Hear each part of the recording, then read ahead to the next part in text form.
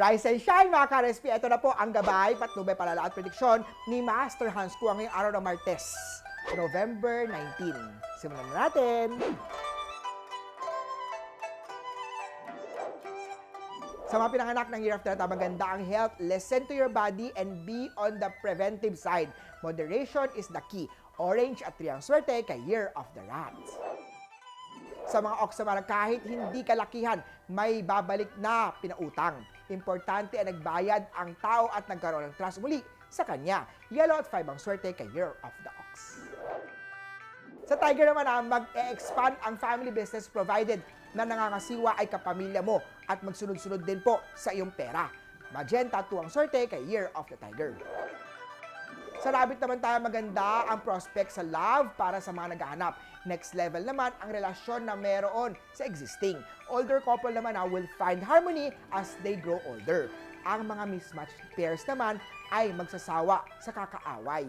Balad at 8 ang swerte kay Year of the Rabbit. Sa mga Dragon naman tayo, ang poor nutrition ay nagdudulot ng bad health. Before going on a diet or transitioning into eating certain food, always consult your physician. Purple at 10 ang swerte kay Year of the Dragon. Eto naman! Year of the Snake. Huwag masyado maging galante sa tao at iisipin muna ang sariling pamilya.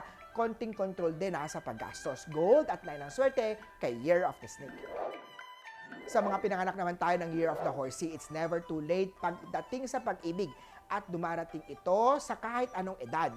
Mas maigi kung ang taong sineseryoso sa'yo ay compatible sign at hindi kayo nagkakalayo ng age. Aquamarine at 7 ang swerte kay Year of the Horsey. Sa mga goat naman, maraming boundaries ang kailangan i-observe at ito ang magpapabagal ng takbo ng iyong trabaho o career. Konting tiis lang at maaaring makalipat na sa bagong trabaho. Pink at 13 ang swerte kay Year of the Goat.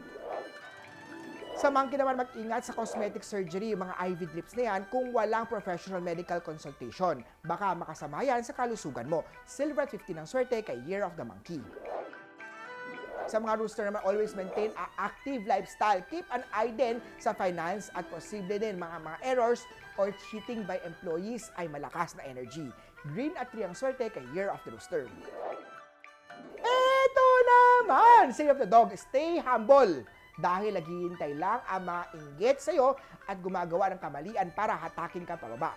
Blue at 12 ang swerte kay Year of the Doggy.